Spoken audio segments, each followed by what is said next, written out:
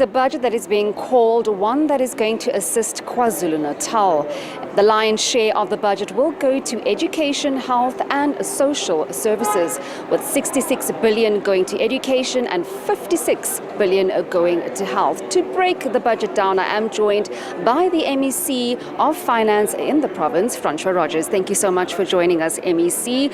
It is a budget that is said is going to assist with some of the most critical departments that have been faced with so many challenges, such as education and health. But just to formally break it down for us, where is that funding being channeled to? You also spoke about transport and public works.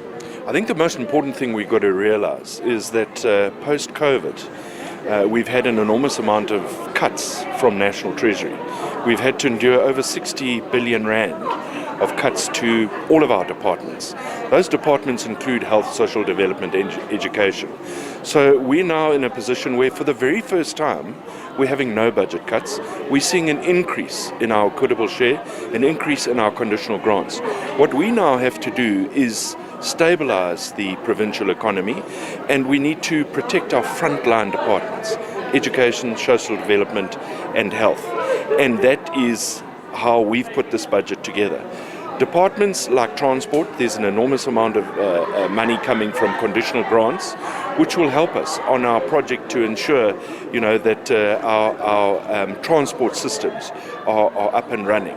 And that's how we've tried to balance this budget.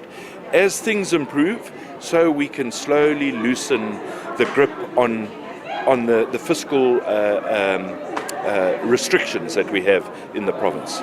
MEC, now 154 billion rand is a lot of money, and it's going to be channeled in various departments. But additional to this, we're also receiving money from National Treasury that's going to help us with disaster relief. We've seen several natural disasters over the course of 2 years. Speak to us about that.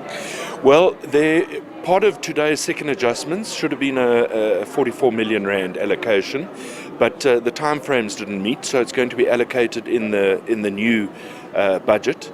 That's an additional funding that's coming from last year's flood disasters. I was also part of a team with the MEC of KZN that's put together an analysis of the recent disasters we've had, and that I've submitted through to the National Minister of Finance for analysis. And the Premier's engaged the President on it. So, we're not working in silos, we're working collectively, and I'm hoping that we'll see some benefit in that information that we've submitted through. What you didn't touch on was the Itala saga, Itala SOC, receiving funding also from National Treasury. You and I did speak last week where you said you will be engaging with the Minister. Has there been any feedback with regards to Itala? Well, I was quite excited because we got notice that today at 1 o'clock we were going to meet with the Loans Committee, which is structured by National Treasury, which would have addressed the guarantee that we were talking about, the 4.2 billion rand. Unfortunately, for some reason, it didn't happen. We've been given the assurance that it's going to happen. So we're fully on track. We've done our work with getting the information through to National Treasury. It's now a case of convening that committee so we can get that guarantee in place and that we can start dealing with the challenges of Itala, start making sure the depositors' money is available through the right legal channels, making sure that a registered bank takes over that responsibility until we sort out the legislative challenges around licensing for Itala. And before I let you go, this is the first time that we're not receiving any cuts. We've seen over the course of the years many financial challenges that KZN has been faced with. Just your optimism looking forward. Well, when you're in business and you deal with money, you understand that they're green shoots.